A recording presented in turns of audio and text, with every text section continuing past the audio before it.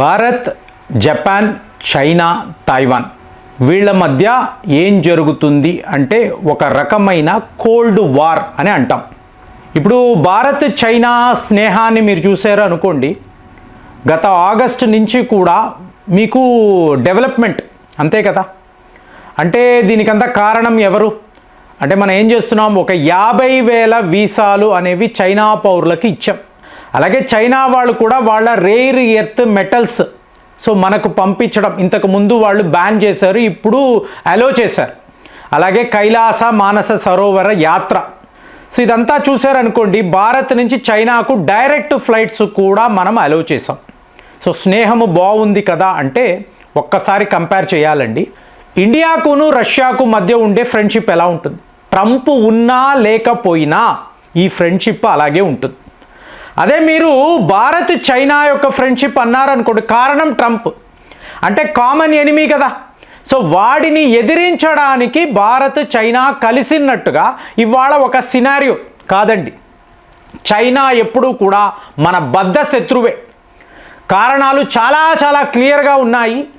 అరుణాచల్ ప్రదేశ్, అలాగే అక్సై చిన్, ఇలాగా కొన్ని ప్రాంతాలు ఈరోజు కూడా మావే అని చెప్పి చైనా వాళ్ళు క్లెయిమ్ చేయడం.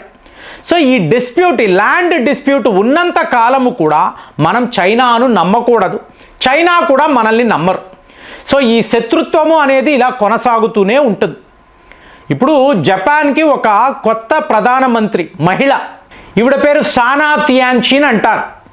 ఈవిడ వాళ్ళ పార్లమెంట్లో మాట్లాడుతున్నారు. ఆవిడేమంటున్నారు అంటే, రేపు చైనా తైవాన్పై దండయాత్ర చేస్తే, ఒకవేళ తైవాన్ని వాళ్ళు ఆక్రమించుకుంటే నెక్స్ట్ టార్గెట్ ఖచ్చితంగా జపానే ఉంటుంది.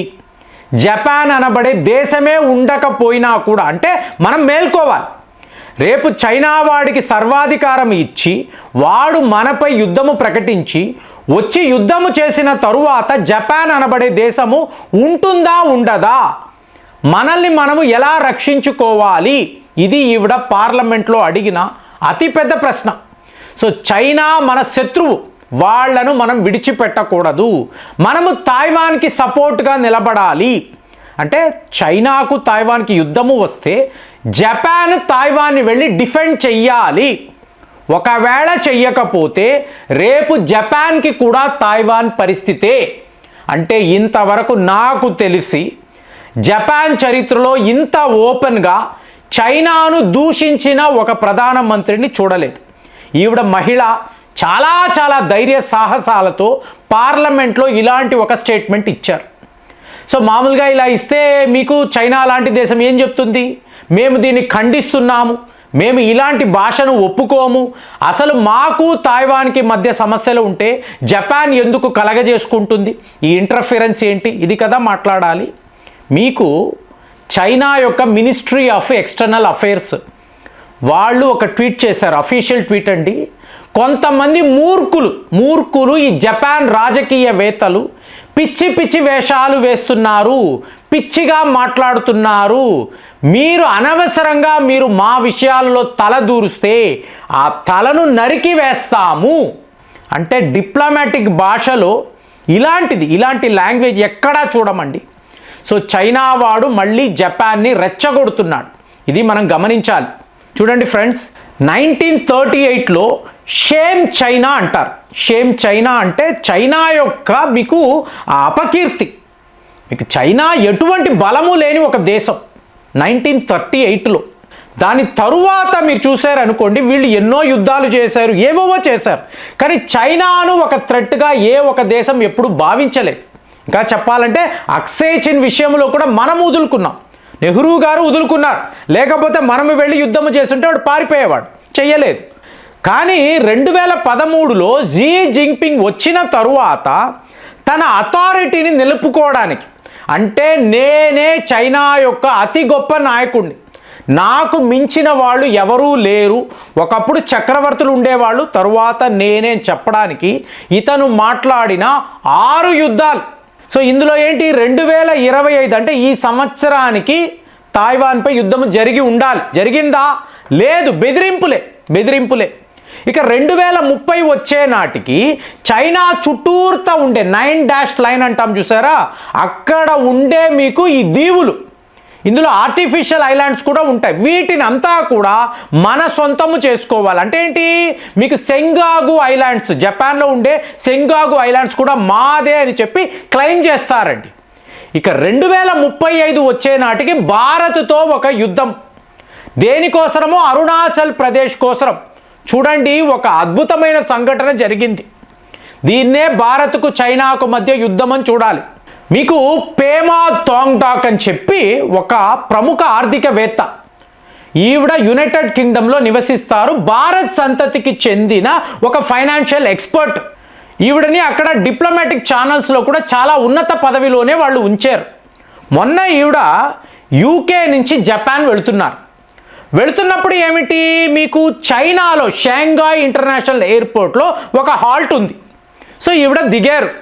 మామూలుగా డిప్లొమాట్స్ అనుకోండి, వాళ్ళకు విడి ఛానల్ ఉంటుంది, వాళ్ళని ఎవరు ప్రశ్నించరు. మీకు ఆ వీసా ప్రాసెస్ కూడా సెపరేట్గా ఉంటుంది. సో మామూలుగా ఈవిడ వెళ్ళారు, ఊరికే ఒక్కసారి పాస్పోర్ట్ను వెరిఫై చేస్తారు. సో ఇప్పుడు ఈ పేమా గారు షాంఘాయ్ ఇంటర్నేషనల్ ఎయిర్పోర్ట్లో చైనా అధికారులకు తన పాస్పోర్ట్ని ఇచ్చారు. వాళ్ళు చూశారు. ఈవిడ బర్త్ ప్లేస్ అరుణాచల్ ప్రదేశ్. చూడండి, అరుణాచల్ ప్రదేశ్ భారత్కు సంబంధించిన ఒక భూభాగం. దీనిని చూసిన ఈ చైనా అధికారి, ఎయిర్పోర్ట్ అధికారి, ఈ పాస్పోర్టే చెల్లదు, మీకు అరుణాచల్ ప్రదేశ్ అంటే చైనా భూభాగం, చైనాకు సంబంధించిన భూభాగము, ఇందులో భారత్ అని రాసి ఉంది కాబట్టి ఈ పాస్పోర్ట్ చెల్లదు, మిమ్మల్ని మేము జపాన్ వెళ్ళనివ్వము, ఈ పాస్పోర్ట్ని క్యాన్సిల్ చేస్తున్నాము. ఎలా ఉంటుందండి? ఎవరు? ఒక డిప్లొమాట్ అండి, యూకే డిప్లొమాట్. ఈవిడ విషయంలో ఇంత దారుణంగా చైనా అధికారులు ప్రవర్తించారు. సో ఈవిడికి మార్గం లేక 6 గంటల సేపు షాంఘాయ్ ఇంటర్నేషనల్ ఎయిర్పోర్ట్లో ఈవిడ ఉన్నారు. తరువాత ఈవిడ ఇండియన్ ఎంబసీని సంప్రదించారు. ఇలా అంటున్నారు వీళ్ళు అంటే, మన అధికారులు హుటాహుటిగా షాంఘాయ్ ఎయిర్పోర్ట్కి వెళ్ళి ఏం పెద్ద గొడవ, చాలా పెద్ద గొడవ జరిగింది. ఫైనల్గా వీళ్ళు ఏమీ చెయ్యలేక, ఎందుకంటే జపాన్ని ఎదిరించగలరు, బెదిరించగలరు, మనల్ని కాదు కదా. ఫైనల్గా ఈవిడికి ఇంకొక విమానాన్ని అరేంజ్ చేసి ఈవిడిని జపాన్ పంపించారు.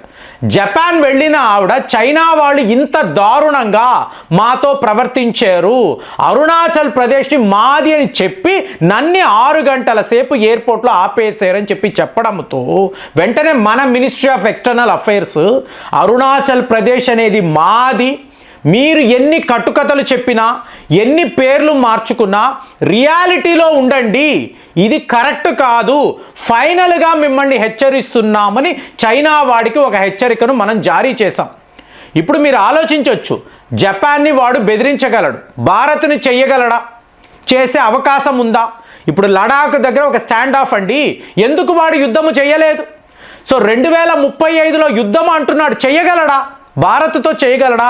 మన ఫైర్ పవర్ ఏమిటి, మన రాకెట్ ఫోర్స్ ఏమిటి, లిటరల్గా ఆపరేషన్ సింధూర్లో చూశాడు.